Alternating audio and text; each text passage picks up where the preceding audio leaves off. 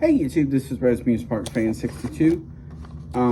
This coming weekend, November 2nd and 3rd, is WWE SummerSlam. Now, here is the card, and I'm going to give my overall thoughts on each match.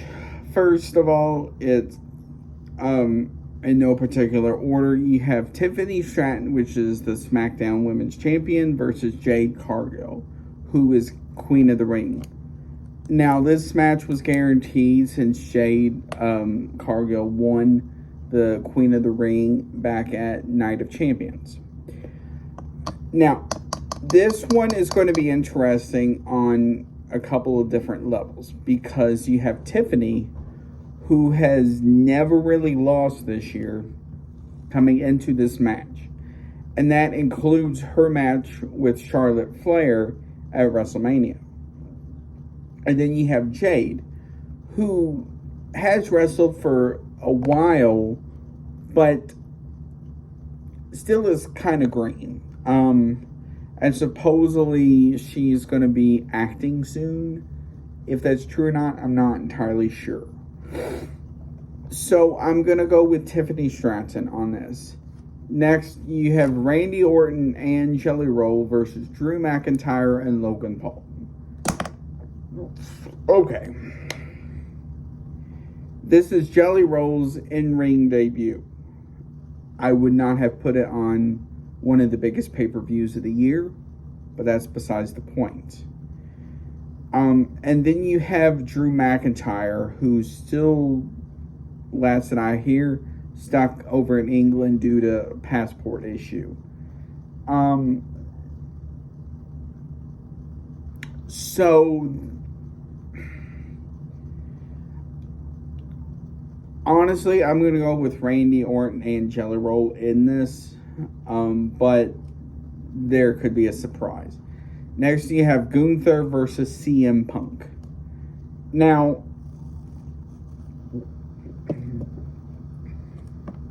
one of the things I suggest you do is you check out CM Punk's promo to Gunther on Raw last night.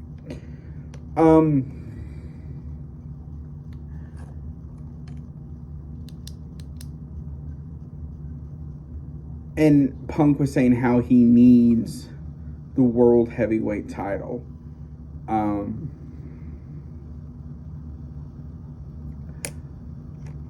That,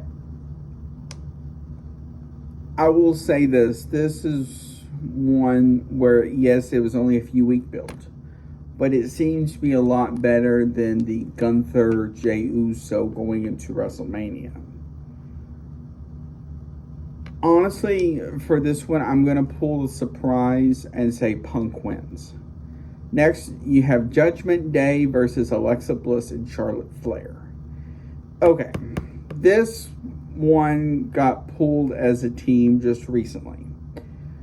Going into Evolution. And while they didn't win at Evolution, on SmackDown the following Friday, you have Charlotte Flair going to Adam Pearce, who was filling in for Nick Aldis, and they got themselves a title match. It originally was supposed to be on SmackDown, I think this coming week, or last Friday, but it got moved to SummerSlam. So, and with this, it's going to be interesting on different levels. Because you have Charlotte Flair versus Raquel Gonzalez. Or Rodriguez. I can't remember what she's going by. And then you have Alexa versus Roxanne, who had a good match on SmackDown. So you are going to have this type of thing, and so I'm actually going to pull the upset here and say Alexa and Charlotte wins. Next, you have Sami Zayn versus Karrion Kross. This is going to be match number 3 for them. And this one has an interesting sort of stipulation, and that's if Karrion wins, Sami has to say Karrion is right.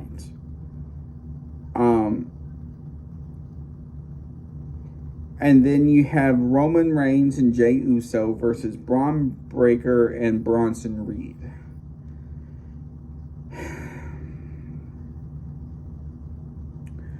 This one is interesting because you can tell this was altered somewhat due to Seth injuring his knee at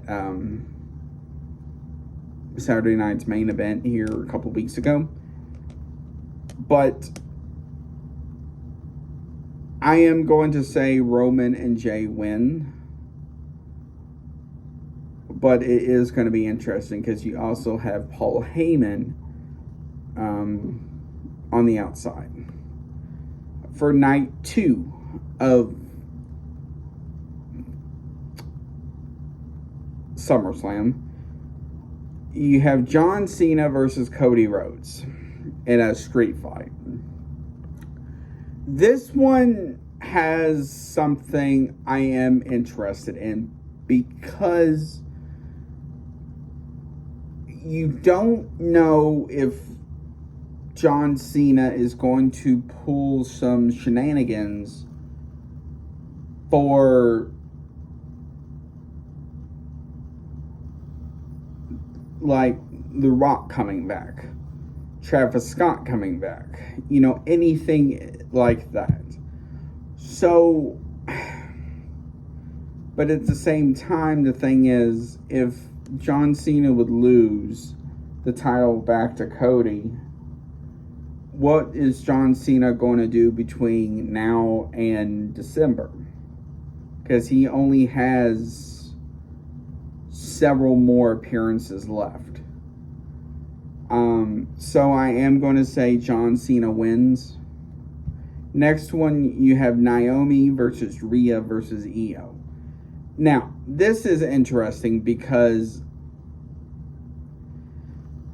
Rhea and Io had an amazing match at Evolution. And then Naomi cashed in and pinned Io. So this is interesting. And this is going to be Naomi's first title defense since winning it at Evolution. But then you're starting to see the tension between Rhea and Io too.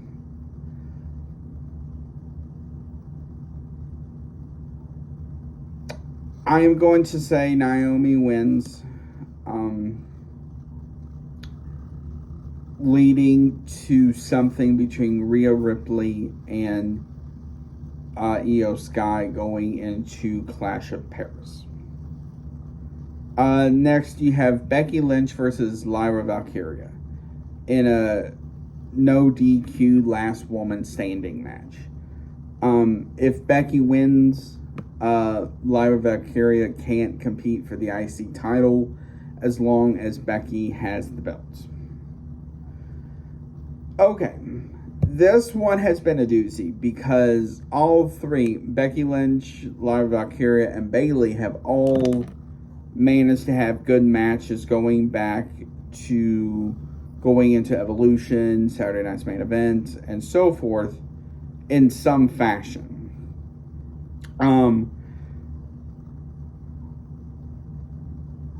And Becky Lynch has brought out the better in Lyra Valkyria. So coming into this, Lyra was sort of like the one-sided figure. where she was just essentially known as the Bird Lady. But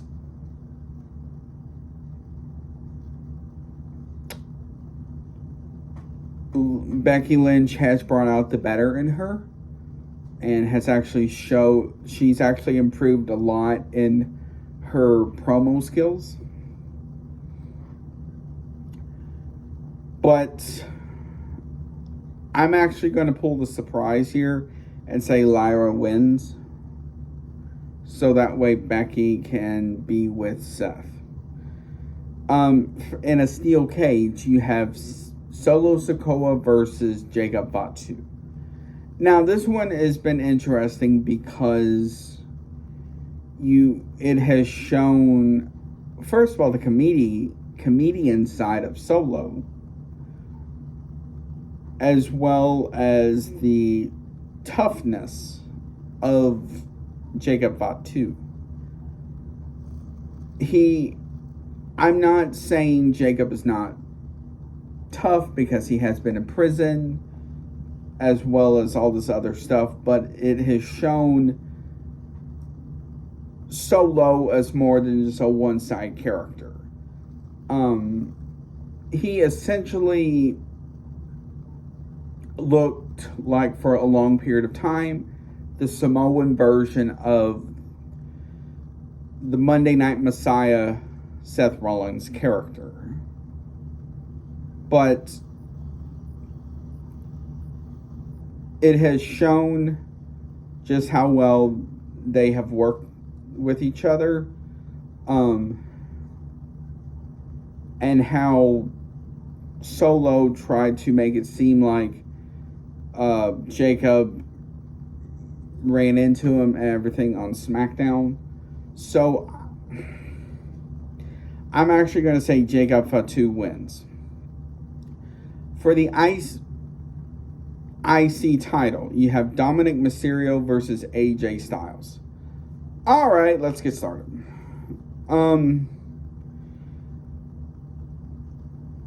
First, I want to start with Dominic Mysterio.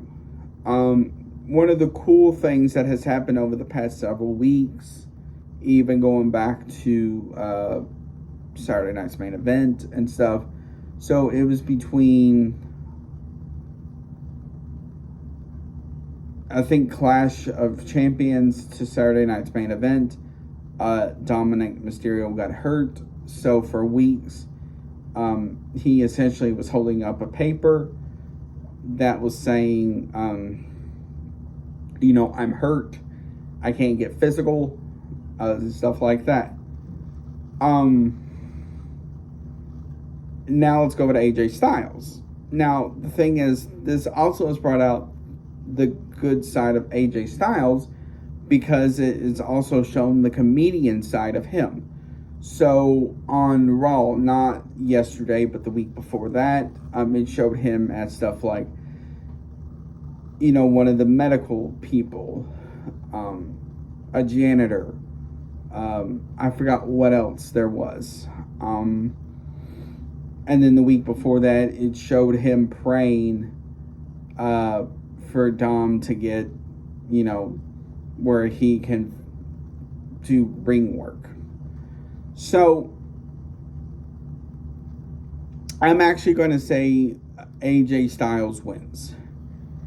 And for the SmackDown Tag Team titles, you have the Wyatt Six versus DIY versus Fraxium versus the Motor City Machine Guns versus the Street Profits in a TLC match.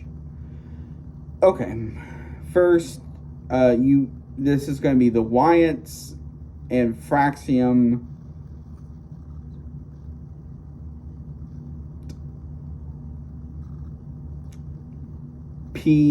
Premium Live Event debut.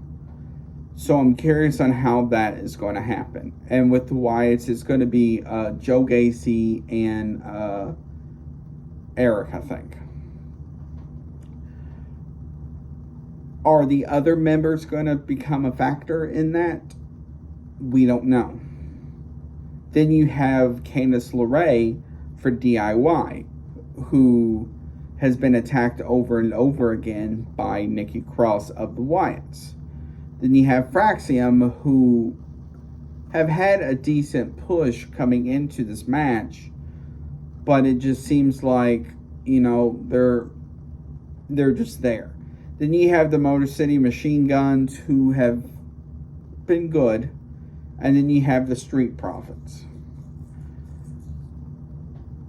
I love the chemistry between all these teams in some way,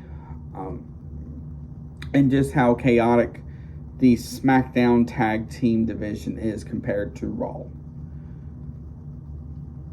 So I do see the Wyatts retaining because this is their first,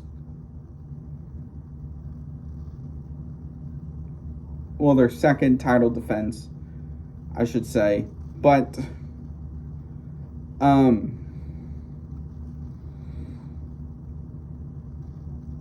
overall, SummerSlam looks like it's going to be a great event. It is a shame, though, you couldn't have women like Stephanie Vacour in some way, Julia in some way,